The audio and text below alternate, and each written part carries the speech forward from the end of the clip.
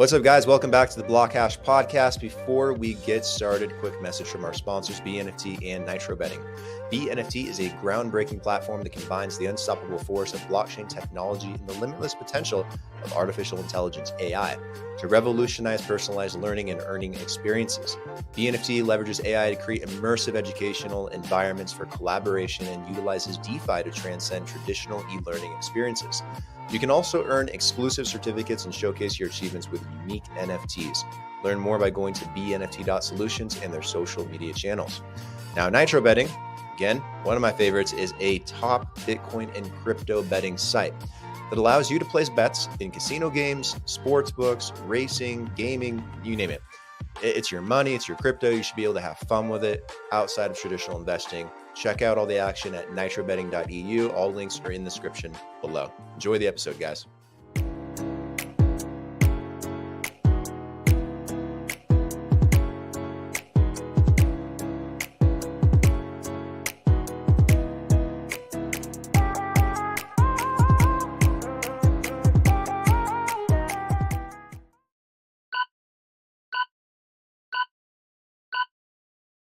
What's up, guys? Welcome back to another episode of BlockHash Exploring the Blockchain, episode 350. We're really getting up there now.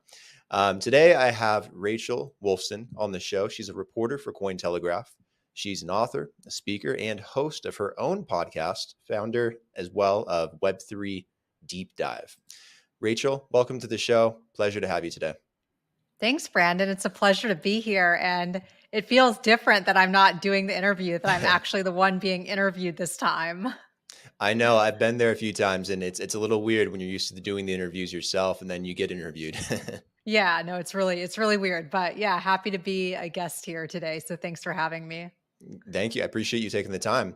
Tell me a little bit more, and the audience a bit more about yourself and how you kind of wound up in Web3. How did you decide to become a reporter? Did you have a background in that? What's your story? Yeah, so that's a good question. So it all started in 2017 when I was living in San Francisco, surprise, surprise, and learned about blockchain technology there. And so basically, I had a friend who told me about blockchain in 2017, how it was being used for supply chain management. So it was all about the technology side of things. At that time, I was a contributing writer for Huffington Post, and I thought that blockchain was really interesting. I read this company's white paper about how it was being used for supply chain management. And so I wrote a short little article for fun, put it on my Huffington Post column, and it blew up. Like, a lot of people were interested in it. Then I started getting more interested in it. So I kept learning about blockchain, about cryptocurrency, and kept writing about it. After Huffington Post, I was with Forbes for a few years on their crypto team, writing about the topic. And then in 2019, I became a reporter with Cointelegraph, and that's where I currently am now. And then in March of this year, so March 2023, I started my own podcast called Web3 Deep Dive. It's not a part of Cointelegraph. It's my own project, and I have about 20 or so episodes now. It's all about Web3 and just education around the industry. Nice. Have you been interviewing people for your podcast? Yeah. I have 20 episodes. Like I said, I came in strong. I started during Consensus. So I live part-time in Austin. So there's a studio that I use in Austin. During Consensus, everybody was here. Mm-hmm. So I had guests on like David Schwartz and Yat Su, and if I may be mispronouncing his name, so apologies, Yat. Just a lot of big names in the industry that were at Consensus. And then I interviewed Gary Vee at VCon. So yeah, like lots of big names so far, but that's because I've been in the industry for so long. I've made all of these connections over the years. And so I could just like come on with like big names. Very nice. I saw the VCon one too. That looked really cool. That was a good interview. Thanks. I also know you're a speaker too, and you're also an author, correct? Yes. Yeah. So, I speak at a ton of conferences across the world. Upcoming conferences include Rare Evo, that one's in Denver in August, and then the Ripple Apex, the XRP Developer Conference in Amsterdam in September. I'll be there speaking and interviewing David Schwartz again on stage. And yes, I've written a book. It's a Bitcoin ebook for beginners. It's on Amazon. I wrote that a few years ago. Yeah, a few years ago. So I need to update it. Gotcha. I'm excited to check that out. It's on Amazon, correct? Correct. Yes. But like I said, Brandon, I need to update it. Unfortunately, Celsius is actually in there Hmm. because at the time I wrote the book, Right. I knew Alex Mashinsky. I know Alex Mashinsky. And so I included some comments from Celsius, which is why, a lot has changed in the crypto industry. Right. Right. So got to update that. I know 2022 was quite a whirlwind. I think it's very different today than it was a year ago for sure. I want to talk about XRP too. I know you've been covering that quite a bit. You mentioned it just a few minutes ago as well. It's quite a development to see, Ripple come out so positive within the case that they had with the SEC and to actually get a bit of a win. I kind of want to get your thoughts overall on it. What does it kind of mean now that XRP in and of itself, isn't considered a security, at least on the retail side? Yeah, definitely. So, yeah, I've been really interested in this court ruling ever since I found out about it because I think that, initially when you read the news and you see the headlines that the media is posting, you're like, wow, this is a major win for the crypto industry. Let's celebrate. And it is actually, it is. It's a major milestone for the crypto industry, the XRP ruling saying that XRP tokens that are sold on exchanges are not securities. So if I had bought XRP, a few years ago on an exchange, it is not considered a security. Yes, that's a major milestone, but there's a lot more to consider here. There still is not a clear regulatory framework for digital assets in the United States because of this one court ruling. It does put the industry steps closer, that's for sure. It does prompt, or at least we're hoping it prompts Congress to start acting and creating a framework around digital assets in the United States. But there's definitely more to this case than what meets the eye. And so I think it's really important as an industry for us to understand that it is a major accomplishment, but there's so much more that can happen with this case. When you say that there's more than meets the eye to, I think, what most people see in regards to this, I mean, they just take away quite a win, I think, for most of crypto, and that's reflected in the markets. But what's more to it that you see that maybe others aren't? Yeah. So, well, I listened into a Twitter space a few days ago. I forget what it was, but somebody, and I think he had an accent, maybe he wasn't based in the United States, was saying, wow, the United States finally has a clear regulatory framework for digital assets. That's not the case. And maybe people outside of the United States hear the news and they don't know how the congressional system works here. Right. And so they may think that, yes, all of a sudden this court ruling means that we have clear framework for digital assets, but we don't. So basically, I think it's important for people to remember that that the SEC could possibly appeal the court ruling. That's a possibility, and that may change things a little bit. It's unlikely for that to happen right away. It may take months. It may take years for that to happen. So there are just things that could happen. Basically, what this means is that it's a win for the crypto industry because the SEC was saying digital assets are securities. And then we have this court ruling that shows actually XRP for retail investors are not considered securities. So that kind of shows that there really isn't a law in place in the United States that says all digital assets are securities. That's the win for the crypto industry. But there's still so much more that needs to be done. Of course, I'm not a lawyer. I wasn't involved in the case, and I actually just interviewed two lawyers that know about this, a lot more than I do. But that's the message that I want to get across. Brandon, another thing that I can mention is I spoke with Representative Ritchie Torres for a Cointelegraph article that I I saw published that. so I published that a few days ago. He basically told me on the phone that that this actually protects institutional investors, but leaves retail investors exposed. Basically, my takeaway from that was that retail investors, we still don't have that clarity, that framework that we need. So basically, if we continue to buy tokens on digital asset exchanges, they may still be securities. This one court ruling doesn't mean that every single token sold on exchanges are not securities. It just means that XRP token, like the ruling said that those were not, but it doesn't mean an exchange can come in and launch a token and say, oh, this isn't a security because of the XRP court ruling. Therefore, retail investors are still at risk. So I think that's the point that he wanted to get across, and I'm saying that as best I can from what I understand. Do you feel like this maybe opens it up, the door at least, for another agency to come in and try to gain a little bit of footing in this turf war that I feel like has been going on? Like the CFTC, for example, they've claimed a lot of things, including Ethereum is a commodity in their eyes. With, rulings like this, do you think it maybe is possible that they could come in and they could try to regulate a little bit harder now that the SEC has kind of got to take a step back and reassess everything?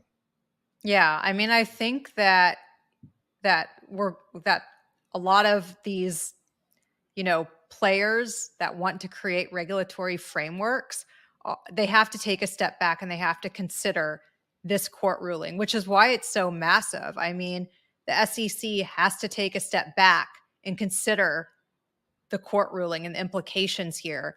It's interesting because we've got the Coinbase case going on right now. And so I'm just curious to see how that's going to play out, what the judge is going to rule there with the court ruling based on what we've seen with the XRP case. Are they going to take those same factors into consideration, or are they not? We'll just have to wait and see. I do think that the XRP court ruling will impact cases like Coinbase and Binance that are happening in the United States right now. Yeah, definitely. I agree with you on that. You've been covering the Coinbase saga, right? Personally, I haven't covered it myself. I mean, Cointelegraph has done a great job of covering all the crypto news that's been happening. But I do think that the XRP court ruling sets an example for these cases that are happening in the United States. Mm-hmm. One thing that I don't think we're going to see immediately are companies that are operating offshore start flocking to the United States because of the XRP court ruling. I spoke with a friend of mine who's a chief legal officer for a crypto exchange that's basically setting up operations in Australia right now. And she was like, we're not going to move our operations to the United States just because of the XRP court ruling. There are so many things that are still left unclear. So I do think, the results of Coinbase and Binance, that's going to be extremely interesting. And then maybe eventually, maybe in a few years, we'll start seeing companies come to America to set up shop. Yeah, I think the key is really going to be some kind of bill or legislation getting passed at some point. And, given it does take time, unfortunately, to get anything through Congress these days, but hopefully something does. And maybe, seeing this ruling in court will kind of empower some more politicians to really get behind a bill and create some clarity, because it's really bad for the US to see all this innovation leaving and see so much VC money popping up in Europe, and companies threatening to leave the US and going to Hong Kong, Singapore, the UAE, places where there's jurisdictions that are way more favorable. So I'm hoping that the court decision, obviously it's not an end all be all for if crypto is or isn't a security, but hopefully it's a positive step in the right direction from a regulatory perspective. Definitely. And yeah, like I said, it is a step in the right direction for sure, but it's not the end all be all. It's not like, oh, the United States has clear regulatory framework for digital assets. Let's all move there and set up shop. Right. Because if that's the case, I mean, even airdrops are still risky. Like there's not a framework for this yet. So I just think people need to understand that. Yeah, that's the interesting thing about crypto and Web3. There's always a new question every day because there's so much development, innovation going on. I want to pivot to Bitcoin a little bit too. It seems like it's one of the few, if not the only, cryptos out there that is, I think, skirting a lot of the regulatory problems. Even the SEC has said that Bitcoin likely isn't even considered a security. And we've seen a swath of Bitcoin ETFs getting filed, and the SEC actually putting them on the Federal Register. We've seen presidential candidate RFK come out and say that he wants to take Bitcoin and back the US dollar with it. There's been a lot of positive news surrounding Bitcoin. What are your thoughts kind of on Bitcoin at this point in time here in 2023? And I think the steady pace of growth that it's starting to see. Yeah. Well, I've always been a supporter of Bitcoin. I've got my Bitcoin pillows behind me. I see it. Yeah. So, I think that a Bitcoin spot ETF would be great for the industry as a whole. Obviously, like that would most likely get us out of this quote unquote bear market. Will that happen anytime soon? I don't know. I mean, I hope it will, but I have a feeling just personally it may not. But I do think that once it does, and I do think that it will happen, that's going to drive a lot more innovation, a lot more institutional interest in Bitcoin. And, the price will likely go up, but I don't think that we are there yet. Just personally, I think that there's a lot that needs to be done in order for us to get there. You also mentioned RFK Jr. backing or wanting to back the US dollar with Bitcoin. I think that's great. I'm all for that, especially as the US dollar weakens. I think that backing it with an asset like Bitcoin makes a lot of sense. So we'll just have to see how that plays out. Hey guys, quick message from our sponsor, Nitro Betting. Nitro Betting takes your desire for anonymity seriously, and allows you to play without the need to worry about identity checks, personal information, all that kind of stuff. It's a betting site, not an investment site. You should be able to just have fun. As a top trusted Bitcoin betting site, Nitro Betting has got your back. Back to the episode, guys. Absolutely. Obviously, there are a lot of things happening in the space right now, and it's quite hectic to keep your head above water with all of it. I'm sure you understand as a podcaster, it's like every time you talk to someone or interview someone, like there's new information every single day. There's a new protocol, there's a new solution, there's a new use case. There's always so much going on. How do you feel about crypto just generally right now as a space, kind of going into the rest of 2023? I know we're all expecting, the Bitcoin halving is coming up, in 2024 and that in the spring. And usually that's a good sign that we head into a bull cycle. People are very optimistic around certain cryptocurrencies right now. Just overall curious, what your thoughts are on the state of the industry, not just in the US, but maybe globally, where I think a lot of innovation is taking place too. Yeah. Well, there's one thing that I want to mention before I answer that question. And it's just that I think that Bitcoin is being politicized right now. And I don't think that it should be. I don't want to see that happen because, it just shouldn't. So when I hear about Bitcoin being discussed as like an asset to back the US dollar, I think that's great. But I also think that whenever you politicize something, it just causes a lot of problems. So just going to leave that comment there based on what we were just talking about. The state of the crypto industry as a whole. I guess we're in a bear market, right? But we've seen worse. I'm still a big supporter. I think prices will go up. Like I said, when we do see a Bitcoin spot ETF, like prices will go up and we'll see more innovation. But as of now, I think that people are really focused on building and not so much about prices at the moment, which is great because they're building solutions to power Web3. Got it. Going back to the last quote you left with the Bitcoin being politicized, do you think it's bad that it gets injected into politics as, like a talking point, and it's something where, people kind of weaponize it for voting in politics and getting elected? Or do you have another view on it that maybe, when it gets politicized, it's kind of a bad thing? So I've seen it both ways. Like it's been used to like kind of target the industry in certain ways, but I've also seen it really been hyped up in good ways too. So just kind of curious what your thoughts are on that.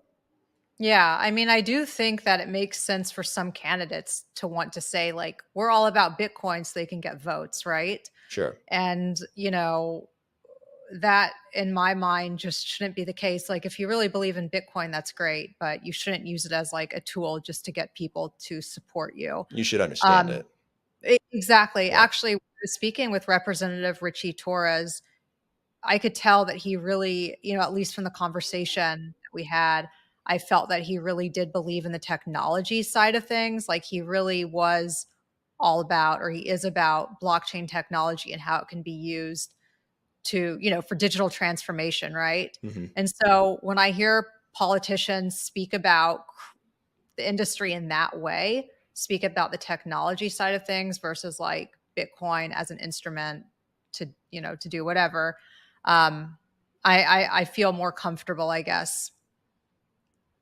Do you think most politicians have a good understanding of crypto at this point yet, or do you think it's still something that's a bit hard for them to comprehend? I know it can be a very complex space, and there's so many moving parts from NFTs to DeFi to stablecoins to CBDCs, um, to remittance payments, supply chain, et cetera.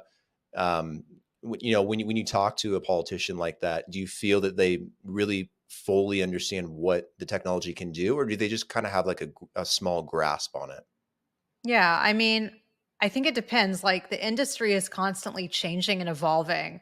I mean, it's hard to keep up even from my perspective, right? And I've been in the industry for a very long time. So I think that, we need to do our part to help educate people that may not be in the industry but want to learn more about it, which is why I think having a podcast is a great option, Hmm. which is why writing about it is a great option, because things are changing, the industry has changed so much, and we just need to just keep educating people on it. So like I said, when I was speaking with Ritchie Torres, he seemed genuinely interested in it. Andrew Yang, when I've spoken with him, he seems genuinely interested in it. RFK Jr. may also be genuinely interested in it. I just hope that it's for the right reasons. And I think a lot of that has to do with the technology side of things and what the technology can ensure moving forward. However, it is interesting.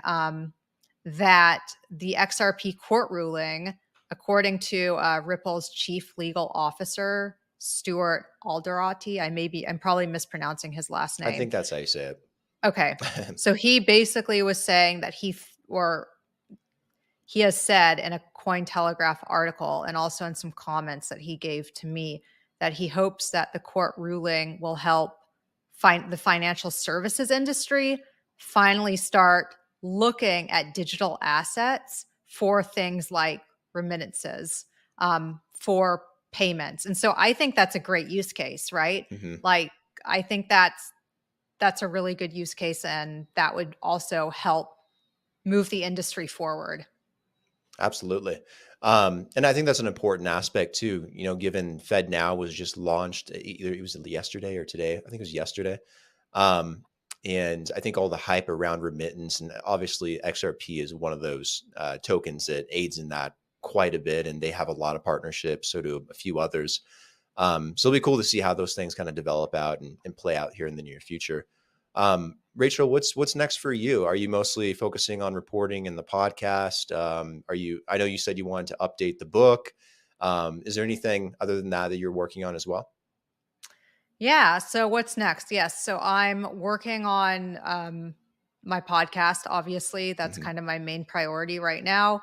And writing for Cointelegraph, I'm always on the lookout for interesting stories. Although lately, like really, the XRP court ruling, it's fascinating. It It is. it makes me just want to focus kind of strictly on regulations and what's happening in the United States, because I think that these outcomes, like with Coinbase and Binance, and even what happens moving forward with the Ripple case, these are all going to be extremely important outcomes that are going to help shape the way the entire industry evolves.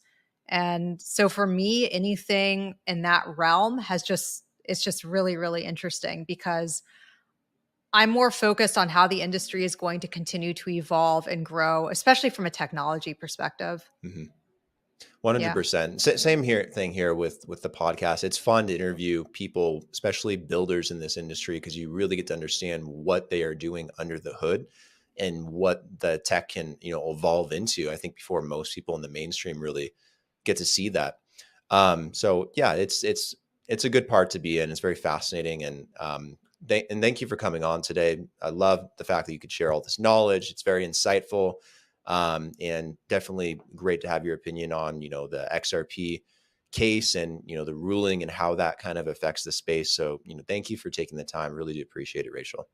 Yeah, you're welcome, Brandon. Thanks for having me. And like I said, I'm not the expert on this, Mhm. but I will suggest that your listeners check out the podcast I just did with Lewis Cohen and Margaret Rosenfeld. It's going to be up next week.